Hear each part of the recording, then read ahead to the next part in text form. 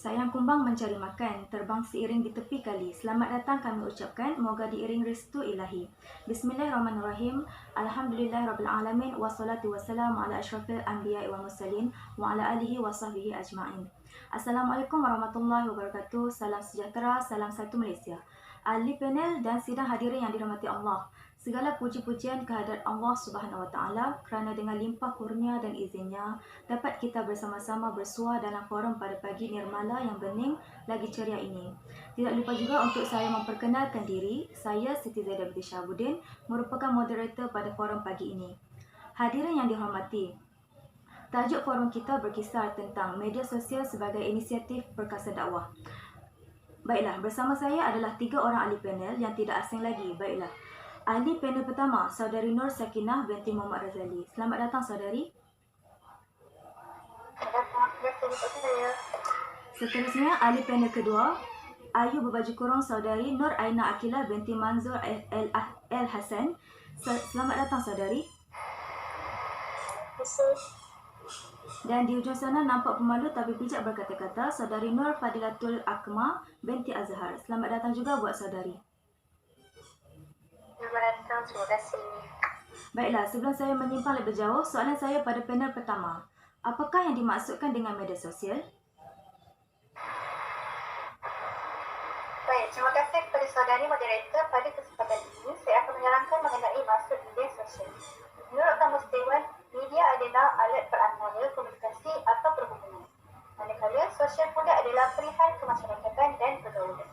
Media sosial merupakan satu rangkaian komunikasi di atas talian yang dapat menghubungkan setiap manusia di setiap pelosok dunia. Jelasnya, ilmu sosial yang telah dalam dia. Media sosial ini berkembang dengan amat besar sekali di saat ini sehingga ia boleh dianggap sebagai alat komunikasi yang penting pada dunia masa kini.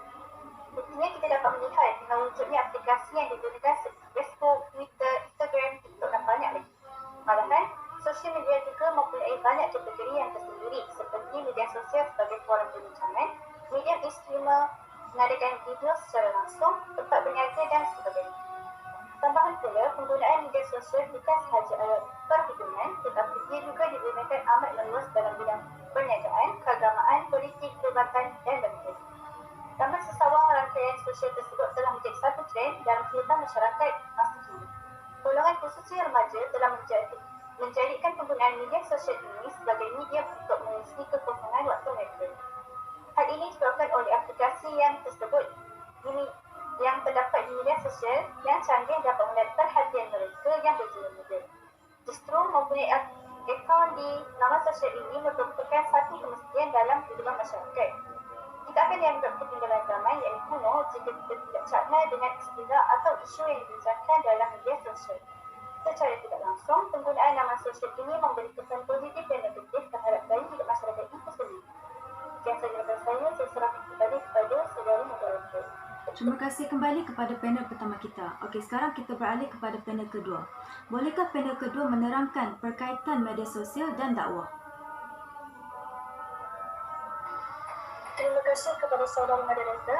Baiklah, seperti yang dapat kita lihat, kemajuan teknologi yang pesat dan juga kepantasan internet dan perhad menjadikan media sosial ini sebagai salah satu medan dakwah yang penting dan sesuai dilakukan untuk meningkatkan dakwah Islam. Konsep dakwah merupakan aspek penting bagi mencapai kebaikan dan juga kejayaan dalam kehidupan. Berkait dengan itu, pendekatan media sosial mampu memberikan hasil yang baik dalam berdakwah, mampu membuahkan hasil yang baik dalam berdakwah terhadap masyarakat umumnya. Media sosial ini adalah sejenis media yang digunakan terus secara talian dengan melalui aplikasi-aplikasi tertentu, contohnya Facebook, Twitter dan juga WeChat.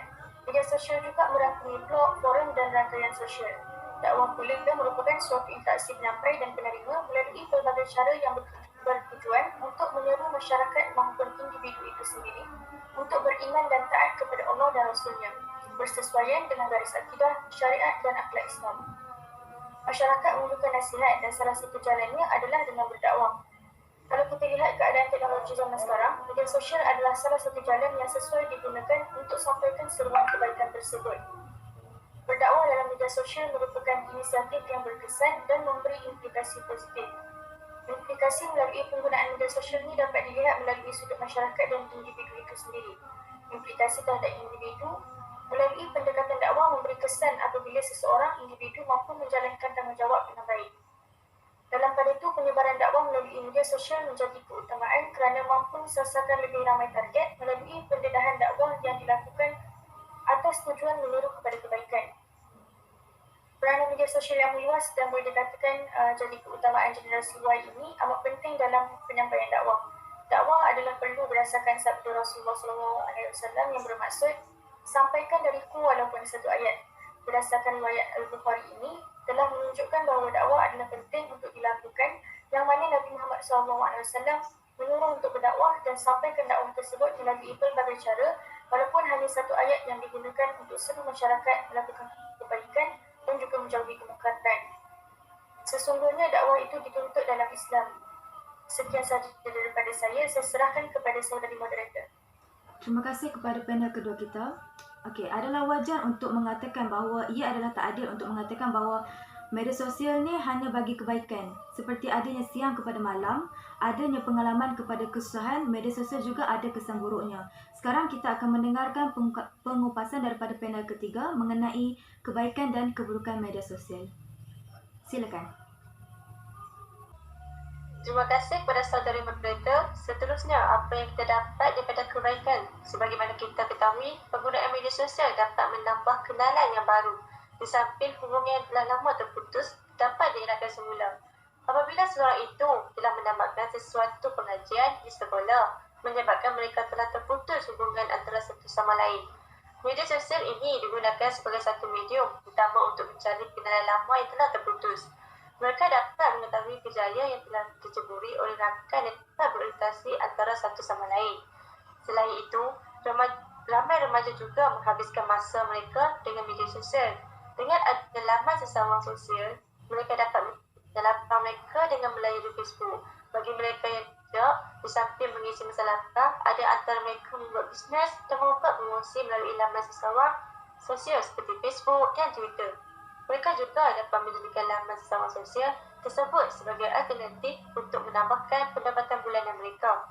Seterusnya, keburukan yang kita dapat lihat, penggunaan media sosial menyebabkan golongan yang menjadi lalai dalam melakukan sesuatu tugasan.